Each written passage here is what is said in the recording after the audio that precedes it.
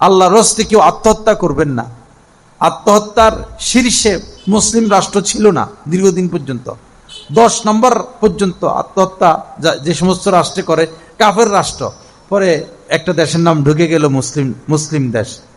বেশিরভাগ মহিলারা আত্মহত্যা করে। ওয়ালা তাকতুলু আনফুসাকুম, আল্লাহ পাক বলেছেন নিজেকে ধ্বংস করে দিও না, নিজেকে ধ্বংস করে দিও না। এই জানের মালিক তুমি না, এই দেহের মালিক তুমি না, তোমাকে দেওয়া হয়েছে। আত্মহত্যা করবেন না, সোজা জাহান্নামে চলে যাবেন। অনেক কষ্টে মানুষ আত্মহত্যা করে। বাবা, কষ্ট থেকে বাঁচার জন্য আত্মহত্যা করেন, আত্মহত্যার পরে তো আপনি ডাইরেক্ট আগুনে ঢুকতেছেন।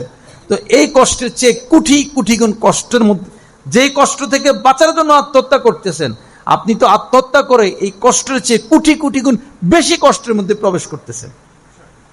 আল্লাহ আমাদেরকে পাপ থেকে বেঁচে থাকার তৌফিক দান করেন। আত্মহত্যা করলে জিল্লুতির শেষ নাই। আপনাকে ইয়েতে নিয়ে যাবে হাসপাতালে, ওসি সাহেব আসবে, একদম উলঙ্গ করবে, মহিলা হোক পুরুষ হোক, ওই ডাক্তার আর ওসি সাহেব পুলিশের লোক সব অঙ্গ সম্পর্কে খবর নিবে একদম উলঙ্গ করে। এরপরে আপনারা আবার হিমঘরে নিয়ে যাবে, নিয়ে এমনি লাশ পালাই দেয়, 2-3 দিন পরে থাকে। এরপরে মাথার মগজ কেটে রেখে দিবে, একবারে সিনা কেটে ভিতরে কিডনি ফুসফুস যা আছে সব কাইটা, এত বড় সুই, ওই যে তোষক বানায় যে সুই দিয়া, এই সুই দিয়া কোনো রকম সিলাইয়া পরে ঠোল তাবিদের ঠোল একটা মা বাবার কাছে পাঠাইয়া দেয়।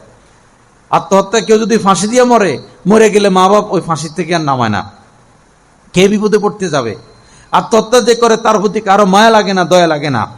এবং ইসলামের নিয়ম হলো আত্মহত্যা করলে বড় আলেম এবং সমাজের গুণী ব্যক্তিরা তার জানাজায় যাবে না। এলাকার বড় আলেম এবং জ্ঞানী সম্মানিত ব্যক্তিরা তার জানাজায় যাবে না, এই লক্ষ্যে যেন অন্যরা ভয় পায়, অন্যরা যেন আত্মহত্যা করতে ভয় পায়। আমাদের মহিলারা বেশি আত্মহত্যা করে বাংলাদেশে, স্বামীর সাথে রাগারাগি করে জিদ। এজন্য স্ত্রীদেরকে ক্রোধ দমন, নূর